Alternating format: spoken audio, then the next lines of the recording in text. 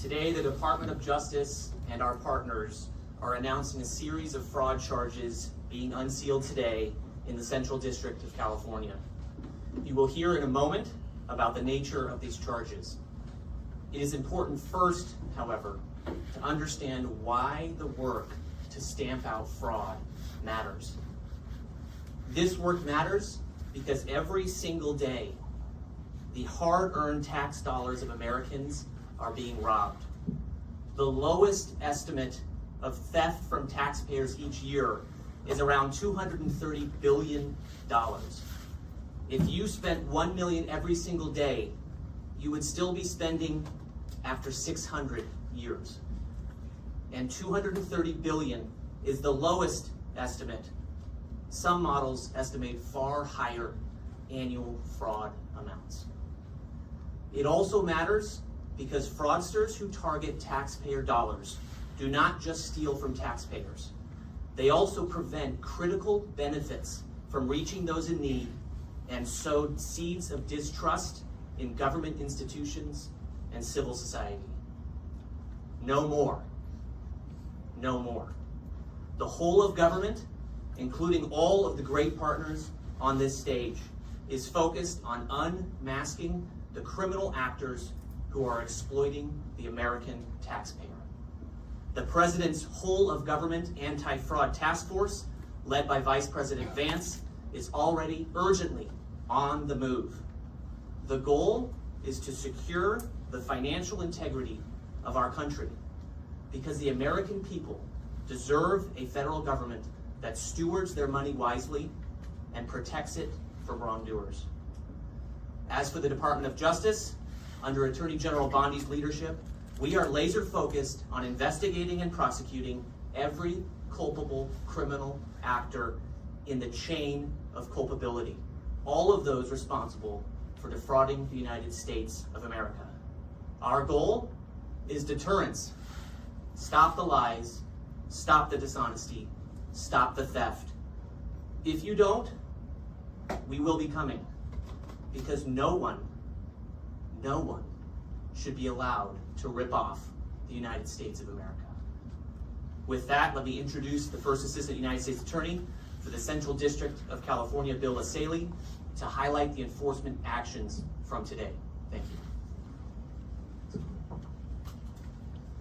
Good morning, everybody. It's been a busy morning here. Once again, I'm Bill Essayli. I'm the First Assistant U.S. Attorney for this office. Last month, President Trump appointed Vice President Vance to lead the White House task force to eliminate fraud. Just yesterday, Vice President sworn in Colin McDonald to be our new Assistant Attorney General for National Fraud Enforcement. We're excited to work with him, and I know that I speaking regularly with Attorney General Bondi. Nothing is more important right now than rooting out the corruption and fraud that's happening with the tax dollars, not only in the United States, but particularly here in the state of California. And that's what we're going to focus on today. This morning, we executed Operation Never Say Die. Federal agents from multiple agencies descended on fraudsters throughout Southern California, executing multiple arrests and search warrants. We arrested 8 defendants, including medical providers such as nurses and doctors. We are announcing charges against 15 separate individuals who engaged in healthcare fraud, resulting in losses close to $60 million. The individuals targeted this morning were committing a variety of healthcare frauds in the greater Los Angeles County area, including operating fraudulent hospice care facilities. You're going to hear a lot about that this morning. Medicare reimbursed these companies for services that were intended to go to patients dying from a terminal illness. Instead, as the complaints and the indictments charge in what's been unsealed today, these defendants recruited beneficiaries who were not terminally ill and paid them to pose as patients receiving hospice care. Medicare then paid millions of dollars, hundreds of millions of dollars, on false and fraudulent claims submitted by fraudsters. This happens often way too much, particularly here in LA County. And again, the losses for the hospice fraud we are staggering. I think Dr. Oz will have some numbers for you. For example, let's talk about one of the defendants that was arrested this morning. Lolita Minard, a 65-year-old woman in Anaheim, She ran a company named Topanga Hospice Care. She billed Medicare for more than $9.1 million over a 5-year period for the care of supposedly terminally ill patients. This company had a death discharge rate of 85%. When you go to hospice, you're going there to die. You're not supposed to have an 85 survival rate coming out of your hospice facility. That is 5 times more than the national average of 17%.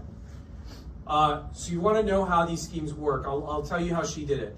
One of the beneficiaries are the people whose names are being listed as the patients at the hospice. One of the beneficiary couples we spoke to said that she approached them at a market, or that they were approached at a grocery store about signing up for her hospice care. Menard and 3 other Topanga employees visited these individuals at their home and promised them if they signed up, everything would be free, and that they would each receive $300 in cash per month. The money was delivered in an envelope, again in cash, so this couple got $600 a month to allow her to use their names on these fraudulent invoices that are then sent over to Medicare. Neither of them had a terminal illness, and they received things such as nutritional shakes, non-prescription vitamins, and wheelchairs on top of their $300 per month. Again, Medicare paid more than $8.5 million on this defendant's fraudulent claims. That's just one example, and that's the story of how these hospice frauds occur. Here's another couple, the Gills.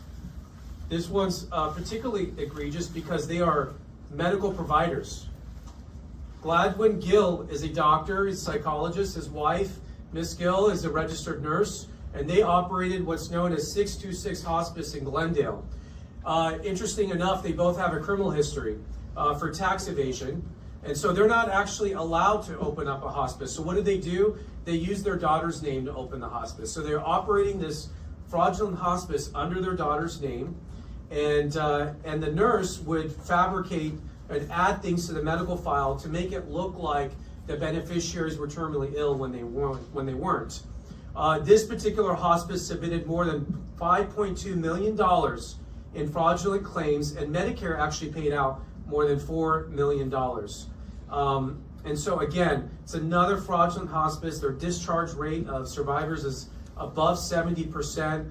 All 22 beneficiaries that we spoke with had no terminal illness. They did not qualify for hospice care. And so what's interesting about this case is it's been on the radar of the federal government for a while. I was talking to Dr. Oz about this. Search warrant was actually executed in 2022, but nothing happened with these cases. Nothing's happened with fraud under the prior administration. And you'll have to ask them why, but presumably it just wasn't a priority. And so we are making fraud a priority. So quickly, within the last year, we've been working at lightning speed to put these cases together, and you're seeing the fruits of that today. And I think you'll be seeing many more of these operations in the months ahead.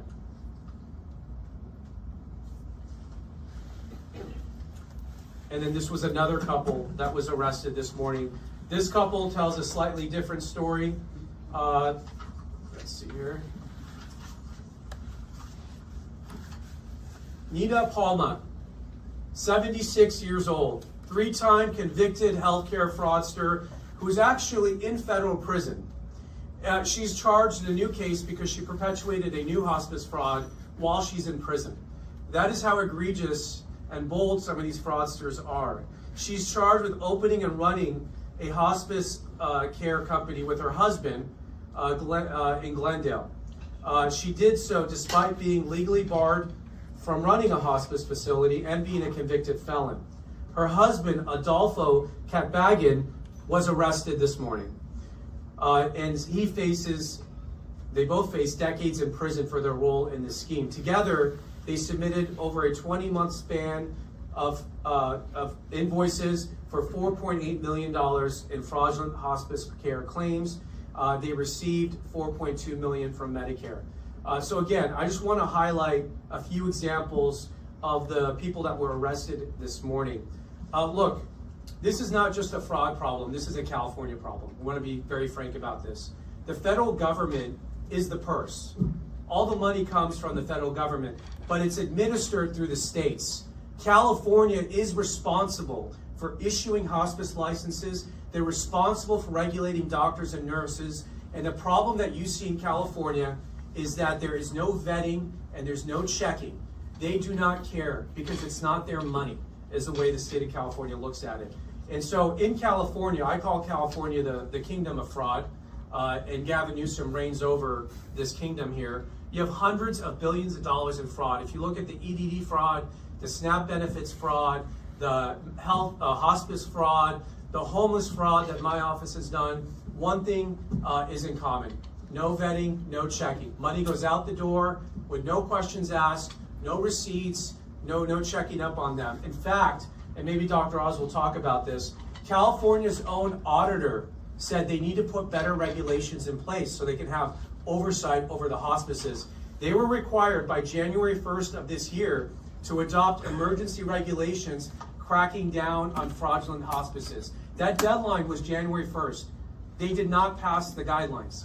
You'll have to ask the governor, Governor Newsom, and the Department of Public Health why they refuse to issue proper guidelines and have proper oversight on hospices. So when the state says that they are taking fraud seriously, it's a bold-faced lie. They are not taking it seriously. They are not passing the regulations, and they're not sending people to prison. And that's what we're doing here today with this task force. We're providing the oversight that's been missing from California for a very long time. All right, with that, I want to invite Dr. Oz to come up and say a few words. Thank you, Dr. Oz. Thanks, Billy. So I spent the morning together with a SWAT team that met at 5 a.m. and went after, in our case, the Gills at 6 a.m. with a carefully choreographed effort to shut down fraudsters who have been at it for an earliest recollection from law enforcement around 2018, with indictments in 2022. And I want to applaud the U.S. Attorney, Bill Essayli, the entire team here, and Colin for leading this task force, because what you're witnessing right now is a seismic shift in how the Trump administration is going to change what was going on in the prior Biden administration. And we spoke to Vice President Vance this morning. There was a task force meeting. The first one was last week. As you all know, we had a press conference the day after the State of the Union when he was announced, leading the task force to announce actions by CMS, which included deferring of payments to Minnesota and a nationwide moratorium on durable medical equipment. However, hospice in Southern California is an entire different level of fraud.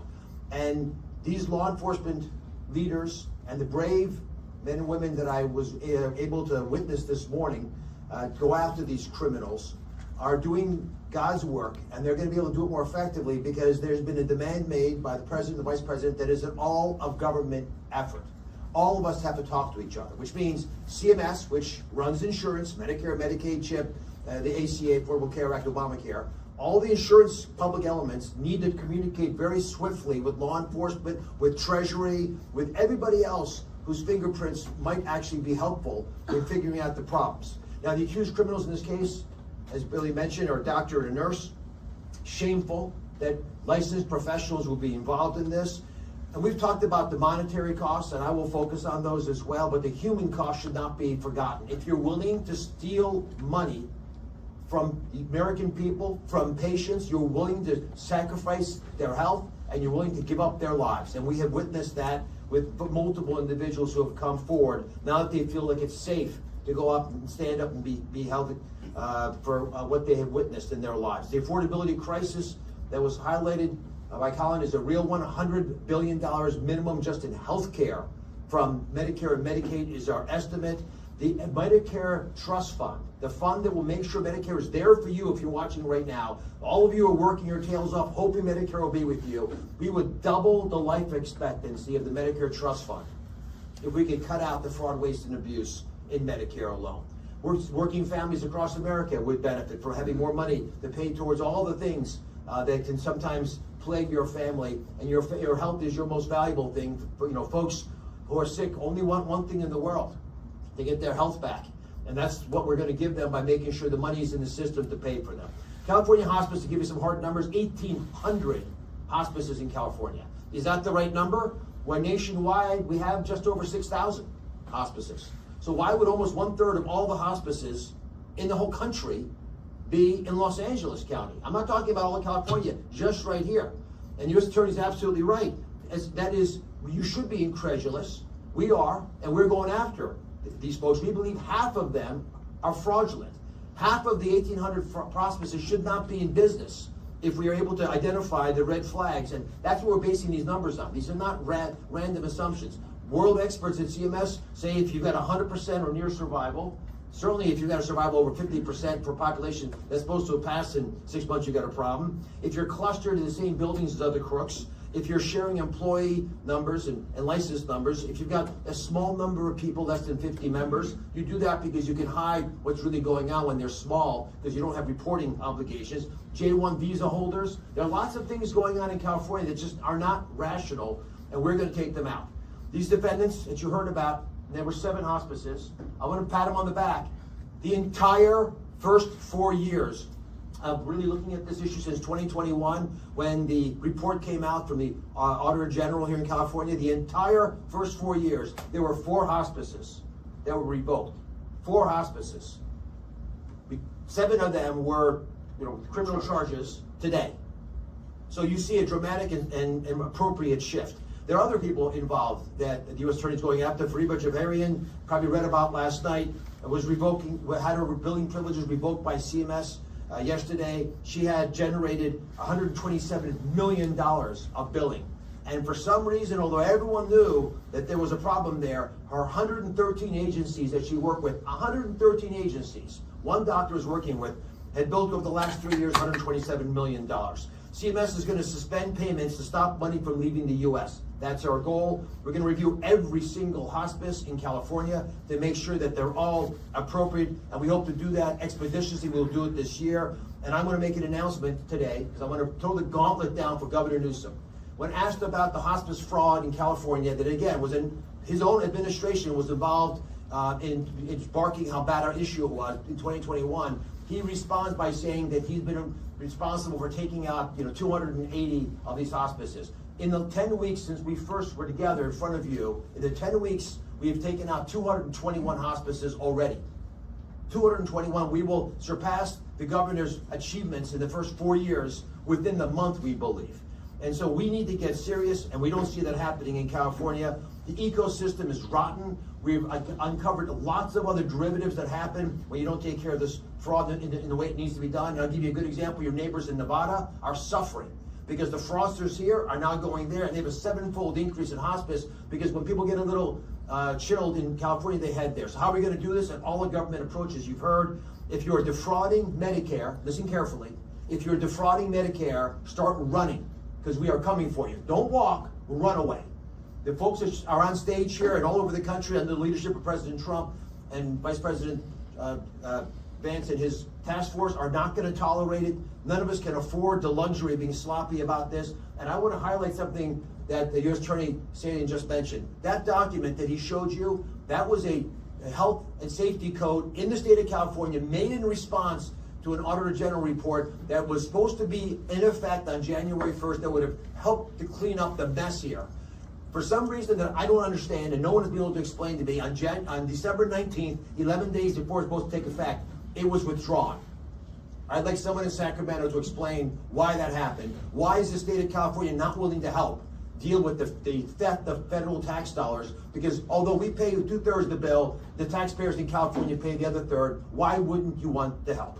For Medicaid and for hospice, of course, it's all on our back. Doesn't make it any better. God bless you. Thanks for your work. Thank you, Dr. Oz. Thank you. Good morning. My name is Akil Davis. I'm the Assistant Director in charge of the FBI's Los Angeles Field Office. As you've heard already, early this morning, the FBI and many of our partners up here served a series of arrest warrants throughout the Southland, covering cities such as Covina, Anaheim, Glendale, Lakewood, and even as far away as Coeur d'Alene, Idaho, as part of Operation Never Say Die. In all its disturbing forms, fraud historically does not get the attention it deserves, so I'm glad to see a national spotlight on this pervasive crime problem. The reality is that everyone, all of us here, everyone pays for healthcare fraud. As health insurance premiums, co-payments, taxes increase, our benefits decrease. The FBI has recognized the Southern California region as a high-risk environment for hospice-related healthcare fraud. So while it is not a new problem for us, I'm thankful to have the support you see here today. Many of these defendants, some who you've heard of already, are nurses as well as psychologists, not only violated the respective oaths they made, but stole money intended for people who are terminally ill. One defendant I want to highlight again, I know that you've heard of many of them. One I want to highlight, Nita Palma, convicted 3 times, is alleged to have brazenly operated 3 fraudulent hospice facilities while free on bond and awaiting trial in a separate fraud case. Many of the defendants used the proceeds for their mortgage payments, car payments, international travel, luxury items, or they sent money overseas. I'd like to thank our partners here today, HHS, OIG, the Department of Labor, IRS, and of course, United States Attorney's Office. If you are aware of anyone soliciting you or others to participate in healthcare fraud or being offered cash payments in order to use a name, address, and a false claim, please call your nearest FBI office. You can reach us at 1-800-CALL-FBI or tips.fbi.gov. Now I'd like to turn it over to SAC of HHS OIG, Rob Breeden.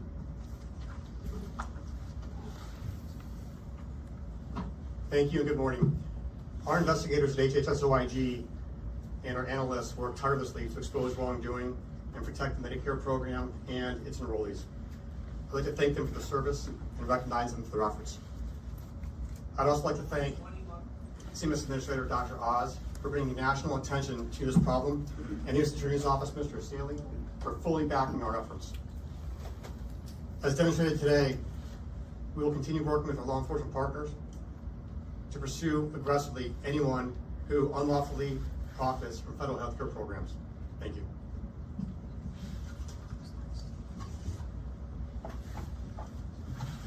Good morning, everyone. My name is Anthony Diaz-Pizito. I am the Inspector General for the Department of Labor. There is no question that fraud is a tax on the American people. And I think one thing that hasn't been mentioned this morning is the fact that many of the law enforcement agencies up here, including inspectors general offices throughout the United States of America, have consistently investigated fraud.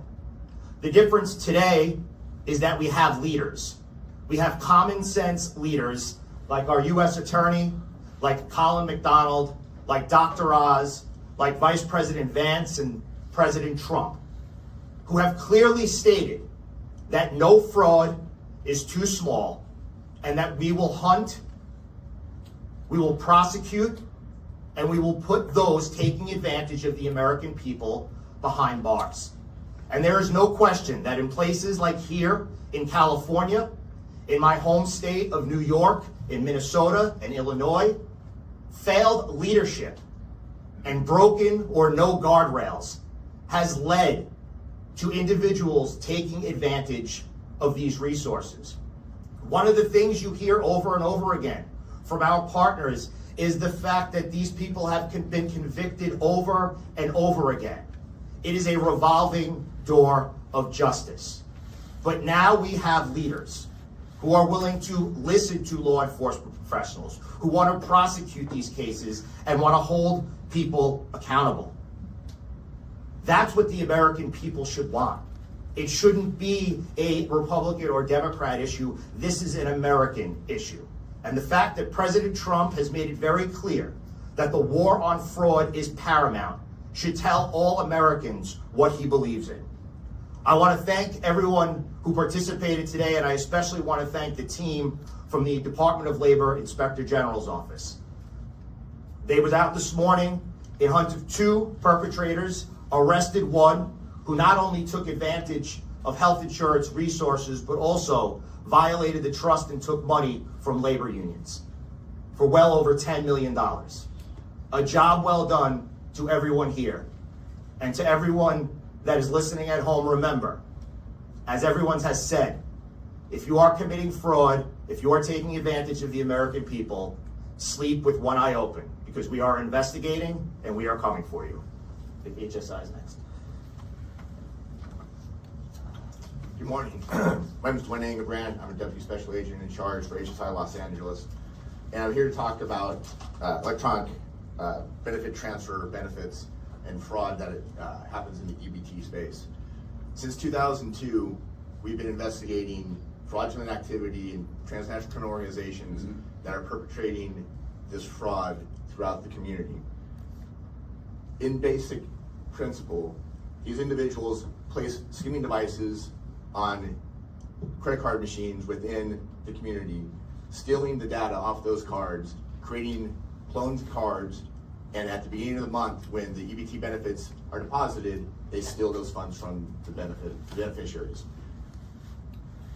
Over the past 4 years, $310 million has been stolen from recipients of SNAP in the community. This is a problem that is perpetrated because while fellow law enforcement and the law enforcement community in general have pleaded with the state of California to put effective measures in place to protect these cards, the measures that have been put in place are ineffective, and the fraud continues today. This morning, we arrested 3 individuals and seized multiple phones, over 100 of cloned cards, as well as cash that they withdrew from accounts. Over the last year, we've arrested 49 individuals. 42 of those are foreign nationals, mostly from Romania. The Romanian culture seeks this area. They seek out loopholes in the laws, loopholes in benefit structure, and they exploit them. And until the state of California can shore up those loopholes, this fraud will continue. I want to thank our partners in this investigation from the U.S. Secret Service, Health and Human Services Office of the Inspector General, U.S. Attorney's Office, and our local partners. That includes Los Angeles Sheriff's Department, Los Angeles Police Department, Covina PD, El Segundo PD, Hermosa Beach PD, Irwindale PD, and Torrance PD. Thank you. All right, thank you, everyone. So basically, the big picture is the party's over, at least in the state of California. So the gravy train's over, the party's over, and we're coming for fraudsters. The magnitude of the problem is so immense, it's large. We have to put all our resources together and figure out how we're going to tackle the worst of the worst and how we're going to shut down the fraud from beginning in the first place. With that, we'll take a few questions. Yes, sir. Mr. Essayli, I'm Ross Palumbo from CBS LA. You're aware that CBS News did an investigation identifying more than 700 of these potentially fraudulent hospice locations. We've also done an investigation on more than 800 fraudulent businesses established using legal immigrant identities, but then registered through the state of California to make them appear to be more legitimate. The governor will not speak about that. The Secretary of State will not comment on any safeguards in place to prevent this from happening. What are your thoughts about the state's role in that crime, and what can you do about that? One thing I want to be clear, this is the beginning, not the end. You're going to see more of these charges, more arrests, more of the takedowns. You're going to see them clustered every other month or so. So this is not the beginning, this is the end. We have many open, active criminal investigations. I'm not going to talk about any specific case, but what you're talking about is exactly what we highlighted. California has totally given up its responsibility to make sure that fraud isn't happening in its territory. So you're right, California is basically enabling the fraudsters by handing them the keys to the Medicare piggy bank. Because when California hands someone a hospice license, that allows them to access the Medicare system and to build a Medicare system. Without that, this fraud could not occur. So why California does not want to clamp down on how it conducts oversight, I can't tell you why. They were supposed to pass regulations to address just that. Again, January 1st, they failed to do that. So there's a reason I call Gavin Newsom the king of fraud, because he reigns over more fraud than I think we've seen in the history of the United States of America. Hundreds of billions of dollars of fraud have gone out the door under his reign as the king of fraud. So I don't really know why he does what he does, but that's what he's doing. Will you now look into this fraud that we've uncovered? With we have many active criminal investigations. I think we had a tip line. Did we put it out? 1-800-CALL-FBI. If you have information, send it to them. We are looking at, again, many investigations. I won't talk about anything coming up in the pipe. Yes, Joe. All right, so there's a mention that there were some Romanian nationals arrested. How many of those arrested are from other countries? And Yeah. also, how many have been arrested? And should anybody in the state be held accountable for this legally?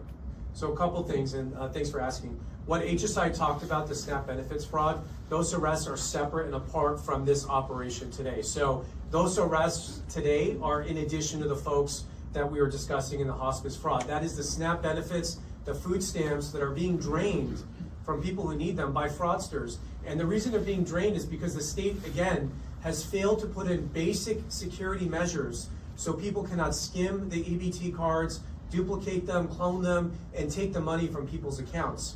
And before, the state hasn't really cared, because if you got defrauded, the federal government would just replenish the funds and you get your money. But those days are over. And so California needs to do better. As far as that group of defendants, they are of Romanian descent. The folks today were primarily of South Asian descent, I believe. There were two, at least, foreign nationals, one from the Philippines, one from North Korea. So again, there is no one foreign national group that has a monopoly on fraud. We see this in different foreign communities.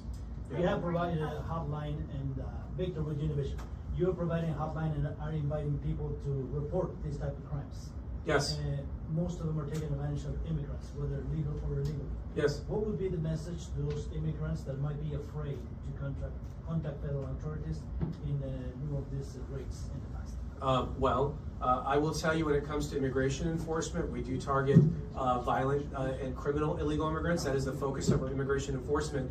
However, anyone who's here unlawfully is subject to our laws until Congress changes that. So we do want to hear from victims. I mean, do you have any add on that? Or Yeah, you can remain anonymous, tips.fbi.gov, to those immigrant communities that are fearful of that. We need to know about all of these frauds so that we can appropriately address them and investigate them. And those stay anonymous. Yeah. But the FBI is they're not looking to use that tip line to deport people, if that's your question. Gotcha. Thank you. A question for Mr. Essayli. Would you be able to tell us the percentage of cases being prosecuted right now that began under this administration, and perhaps the number of cases that were prosecuted for suspected hospice fraud under the first Trump administration? Yeah. I don't have the numbers our numbers didn't go back that far. What I can tell you is under the prior administration, I think we found 4 cases, hospice cases of fraud in this charges. In the last 4 years, 4 cases of hospice were prosecuted. But you're asking a question about the first Trump administration. A lot of what happened during hospice fraud really started to take off during COVID. Several things happened at once. People working outside the workplace, easier to game systems, but we also taught an entire generation of fraudsters that the government was an easy target with some of the lax regulations around the money that was doled out during COVID. Now, it was an emergency, we understand and can look back in time and criticize it, but we definitely made mistakes in passing money out, and some of the individuals that were arrested today may have been involved in some of those scams as well. But once you give people a taste of fraud, and if there's a government that's not enforcing its own rules, they'll come back for more and more and more. And we're seeing that across healthcare. And just to follow up with the question about foreign nationals, there are many foreign national groups involved in fraud across America. The problem with the durable medical equipment suppliers in South Florida, where we have twice as many of these suppliers as McDonald's, is primarily a Cuban population. They do flee back to Cuba when they're chased. We have a problem with Chinese government involvement, we believe, in Flushing, New York, and some of these social adult daycare center problems that they're having there. We have other fraudulent groups here in California.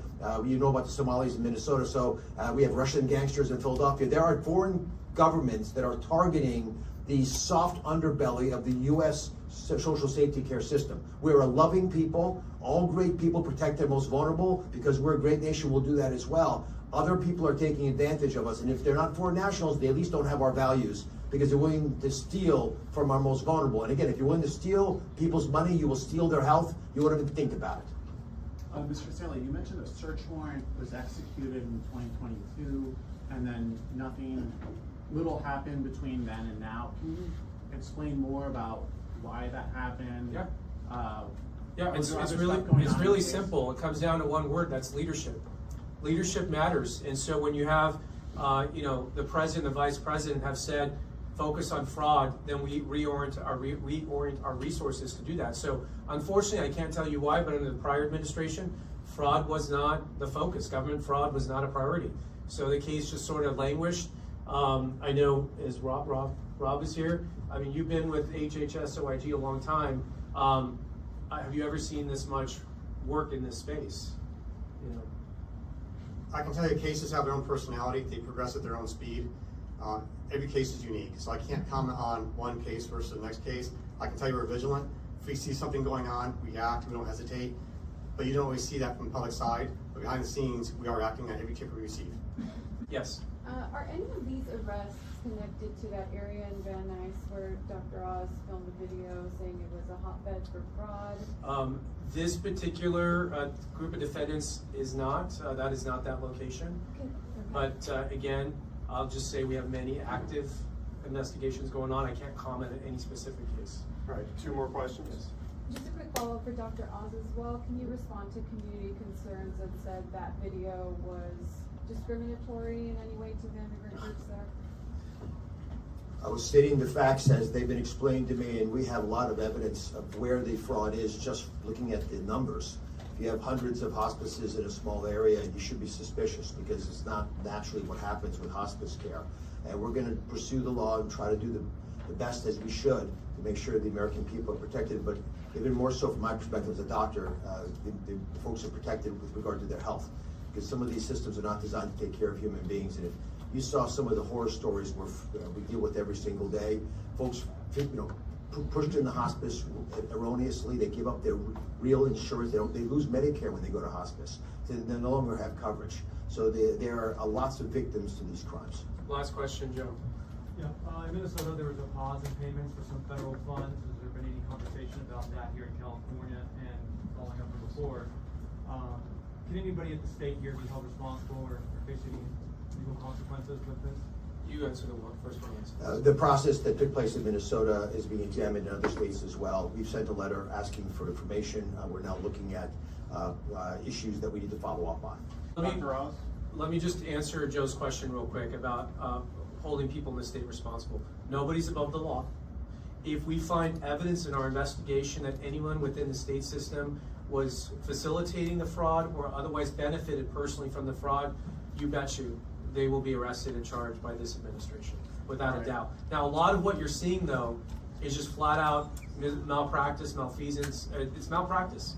The state just doesn't want to do anything about the fraud. But we will work these cases up. We start with folks at the bottom level of the fraud, and you know what? They're facing a lot of time. They may want to cooperate. That's how these things work sometimes, and that's when we'll learn about potential insiders. But that does take time, and again, no one was looking at this until we all got here. So with that, thank you guys very much.